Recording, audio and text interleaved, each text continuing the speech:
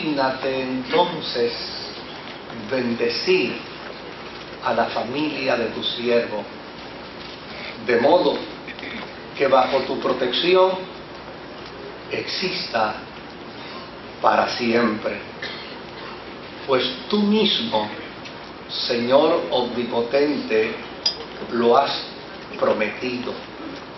Si tú bendices a la dinastía o a la casa de tu siervo, quedará bendita para siempre. Dígnate entonces bendecir a la familia de tu siervo, de modo que bajo tu protección exista para siempre. Pues tú mismo, Señor omnipotente, lo has prometido. Si tú bendices, en algunas versiones dice, a la casa de tu siervo, quedará bendita para siempre. Que el Señor añada bendición a su santa y bendita palabra. Cuando el rey David concluye su oración con esta expresión, lo hace como resultado de una experiencia ya vivida. Lo que lo motiva, lo que lo lleva a la oración, es una experiencia ya vivida. Y desde luego, una experiencia vivida con un profeta, el profeta Natán, quien a la sazón había sido su consultor, su consejero, la persona que en infinidad de ocasiones le dirigió en su función y en su tarea monárquica, y la persona que también en algunas ocasiones le aló las orejas hasta más no poder, y lo confrontó con sus errores, y lo confrontó con sus pecados, y lo confrontó con sus faltas. Y desde luego, todo este elemento de oración que expresa David en este capítulo adviene como consecuencia de su función, de su reinado y de la forma y manera como él quiere compensar, si podemos llamarlo de esa manera, a Dios por su bondad, por su misericordia, por los beneficios que ha hecho a su vida. Cuando David asumió el reinado sobre las 12 tribus, él tomó la decisión como monarca de elegir a Jerusalén como su ciudad capital. Y desde luego, mientras él estaba en ese proceso de enfocar a las 12 tribus y hacer que la tierra de Jerusalén se convirtiera entonces en la ciudad capital, en la ciudad política de Israel, entonces él contrató a unos hombres fenicios para que le construyeran un palacio real. Porque la visión de David, el enfoque que David quería hacer de Israel, no era que Israel fuese conocida como una población dirigida por tribus, sino que David fuese conocida y fuese respetada como una nación políticamente organizada y económicamente organizada. Así es que lo propio era que si él estaba caminando hacia esa dirección, entonces se tuviese un palacio. Y él contrató a los fenicios para que los fenicios le construyeran el palacio. Y desde luego, al mismo tiempo también, él determinó que siendo Jerusalén la ciudad política, la ciudad económica de Israel, lo propio era también que Jerusalén fuese el centro religioso de toda la nación. Note bien las intenciones de David. David quería hacer partícipe de su reinado a Dios. Y quería ser partícipe de todo el proceso, de toda la infraestructura. Él quería que la fe y Dios participara también dentro de esa estructura. Por lo tanto, mientras él estaba trabajando por un lado para que Israel se convirtiera en una nación y Jerusalén se convirtiera en la ciudad capital de esa nación, por el otro lado él estaba trabajando para que en Jerusalén hubiese también el centro religioso de esa nación. Y desde luego, en el tiempo en que David era rey y se iniciaba como rey, no habían muchos elementos para desarrollar el concepto, pero sí había algunos elementos, como por ejemplo, existía el arca de Dios. Y desde luego, así, inmediatamente, David entiende que lo propio es traer el arca de Dios, que ha estado por mucho tiempo en el hogar de Abinadab, y pidió entonces que el arca de Dios fuese traído a Jerusalén, para de esta manera comenzar a desarrollar ese concepto de que la fe judía, la fe de Israel, tuviese también un solo centro de adoración para toda la nación de Israel. Desde luego cometió los errores que pueden cometer la gente en sus inicios. Cometió las faltas que pueden cometer los individuos cuando van a comenzar a hacer algunos trabajos que de pronto nunca habían realizado ni habían hecho. Y uno de los errores que David cometió fue que en lugar de pedirle a los sacerdotes que trajeran el arca, ordenó que se trajera por medio de un carro. Y esto trajo una desgracia a la vida de un hombre llamado Usa. Y eso, desde luego, no lo vamos a discutir.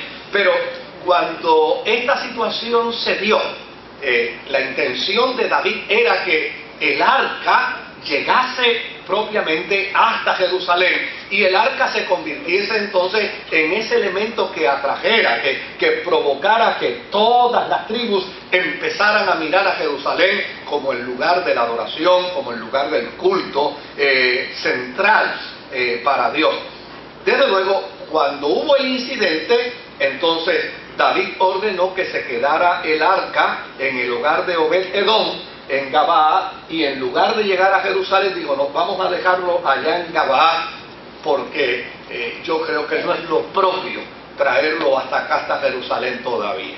Ahora, ya David, cuando hace esta oración, ya tenía su palacio.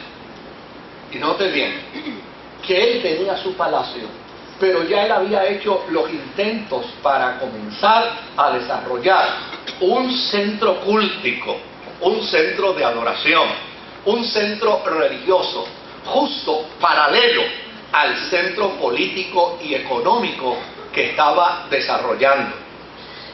Y entendió que aquella casa, aquel palacio que se le había construido, era el resultado de la bendición de Dios.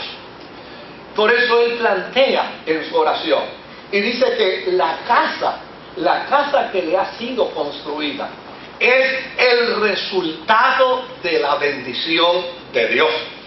Y como es el resultado de la bendición de Dios, él ha expresado con perfecta claridad su anhelo y su deseo de que él no solamente debe sentirse bendecido, sino que Israel también debe sentirse bendecido, porque la casa de Dios también va a estar en Jerusalén.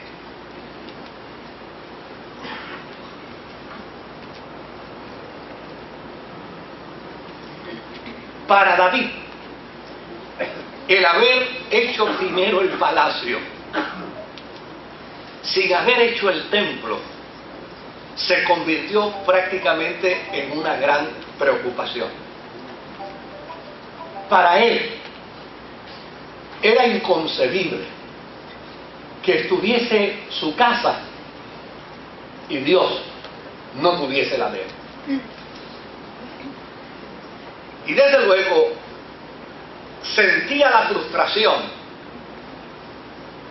de haber logrado alcanzar metas políticas, metas económicas, por el otro lado, sentía la frustración de no haber podido alcanzar la meta que paralelamente él quería realizar.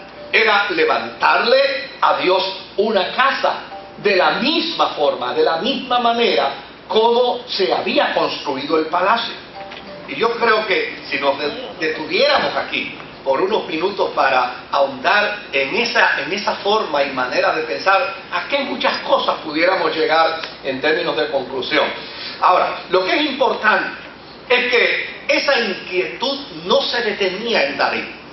David no era el tipo de hombre que pensaba hacer algo, lo dejaba en un sueño y mera y sencillamente se conformaba con dejarlo en un sueño, sino era el tipo de líder que entendía que una vez había un sueño, se necesitaba trabajar e ir en dirección hacia él para convertirlo en realidad.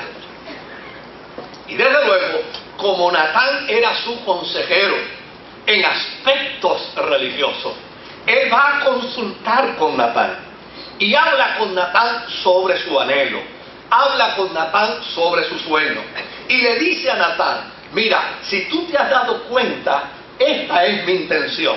Mi intención es que las 12 tribus se conviertan en una nación. Políticamente hablando, yo entiendo que eso es lo propio, dice David. Mi segunda intención es que los elementos religiosos que ha tenido Israel sean traídos a Jerusalén y que aquí en Jerusalén todos los judíos de las 12 tribus vean en Jerusalén el centro de la adoración. Mi tercera intención, dice David, es que todos los judíos a escala nacional puedan entender que el culto será restaurado, pero ahora será restaurado en un solo lugar y será restaurado en Jerusalén, porque esto cambiará el pensamiento de los judíos. Los judíos entenderán que la bendición y la presencia de Dios están en la ciudad, y si Dios está en la ciudad, óigame, si Jehová vela la ciudad, ellos entendían que entonces todas las cosas iban a estar seguras. Ahora, lo próximo que David le dice a Natán es, ahora fíjate qué cosa, yo tengo un plan y mi plan es construirle a Dios una casa similar a como se ha construido un palacio. De la misma manera que todas las tribus verán ahora a través del palacio una hegemonía, una sola nación. De esa misma manera, yo quiero que todas las tribus miren hacia Jerusalén y vean a un solo Dios en una sola gran nación. Y Natán le pregunta: ¿y qué te propones hacer? Pues me propongo hacer un templo, una casa para Dios. Y desde luego a Natán le gustó todo, lo encontró bueno, lo encontró loable. Y lo próximo que Natán le dice a David es: dale adelante, comienza el proyecto, me parece que es exquisito, me parece que es bueno. Y desde luego, una vez David sale de conversar con Natán, Dios viene entonces a hablar con Natán, y Dios le hace saber al profeta que todo ese plan que él le ha anticipado a David y se lo ha avalado, está bien, es loable, es noble, pero tiene que posponerse. Y la razón por la que tiene que posponerse es porque ese templo no lo va a construir David, sino que ese templo lo va a construir el hijo de David, llamado Salomón. Desde luego, Natán, que ha dado ya una palabra, que ya ha dicho dale para adelante, entiende que la voz de Dios va por encima de su opinión y llama a David para notificarle y para decirle a David que lo de la casa está perfectamente bien, pero lo del tiempo es lo que todavía no puede realizarse. Por lo tanto, el proyecto quedará pospuesto. Claro, yo estoy leyendo la historia de Samuel. Probablemente usted lee otra de las historias y va a encontrar algunas razones que se esgrimen, como por ejemplo el planteamiento de que las manos de David eran manos derramadoras de sangre y que por ende, por esa razón no. Pero esas son otras especulaciones que se hacen sobre el particular. Yo quiero circunscribirme solo a la historia que aparece en Samuel, que es más bien una historia que está enfocada dentro de la interpretación de la monarquía, dentro de la interpretación del rey. Y desde luego me llama la atención lo siguiente. ¿Alguna vez usted ha querido hacer algo para Dios y Dios lo ha detenido? ¿Alguna vez usted ha tenido algún plan y el plan le ha sido pospuesto? ¿Alguna vez usted ha comenzado un proyecto y por alguna razón el proyecto no da, como decía el jíbaro, ni pies con bola, ¿no? El proyecto no sale para adelante. ¿Cuál ha sido su reacción?